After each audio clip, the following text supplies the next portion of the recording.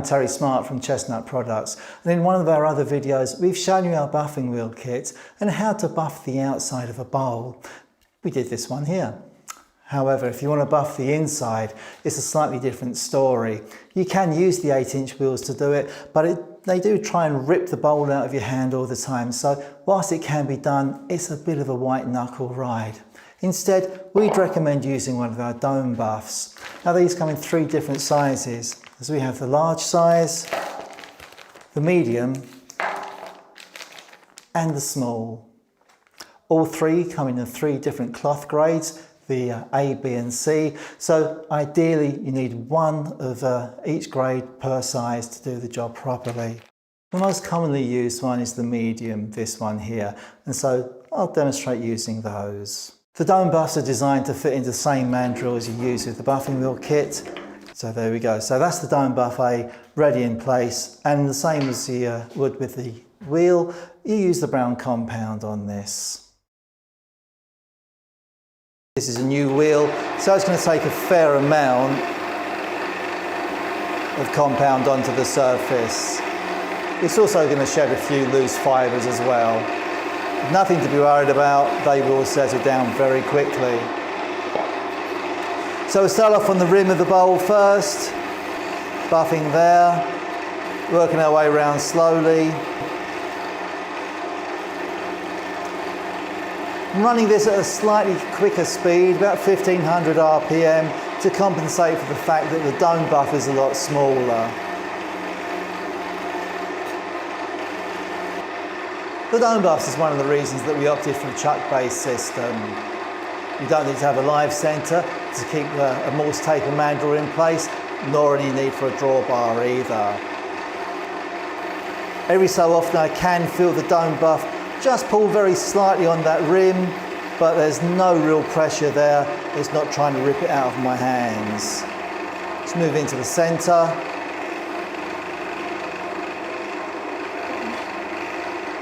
And buff the inside of the bowl. This is still stage 1, so this is really as much about preparation as anything else. We're getting the surface as smooth as we can, ready for buffing in a minute or 2. Turn that off, and you can see already that we've got quite a good shine starting to grow there. We'll take the A wheel off, back to dome buff B now. And this one we use with the white compound. Now, as I mentioned before, it's important not to put too much of the white on, but on the dome buff it's not quite such a problem. So we don't want to overload the dome buff, but we can't go too far with it.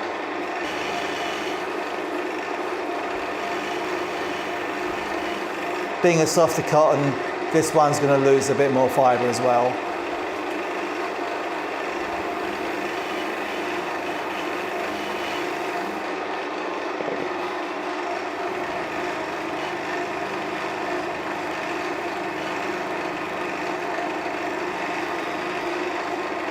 As before, this is cutting back at a finer grit, also acting as a bit of a cleanser, so it's removing some of the brown bloom that might have been left behind from compound 1, give us a nice clear finish, nice and bright.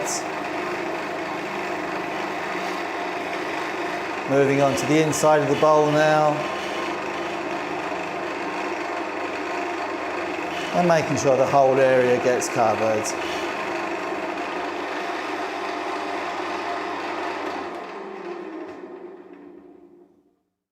So now that we've used the A and the B domes and done the preparation part, we're ready to use the C dome and get the carnauba wax onto it and shine up the work. So we screw that in. There we go. Carnauba stick. So the carnauba stick goes on. Don't forget you can use the microcrystalline if you want. You put that onto the bowl and then buff up afterwards. We'll just load the dome buff up with the carnauba stick. Don't need loads of it, but you can't really overdo it. And away we go again.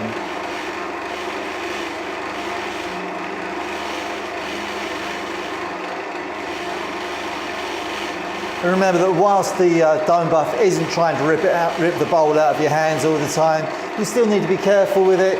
Keep a fairly firm grip on it. and pay attention to what you're doing. Move to the inside of the bowl now. Keep moving around so you don't overbuff just one area.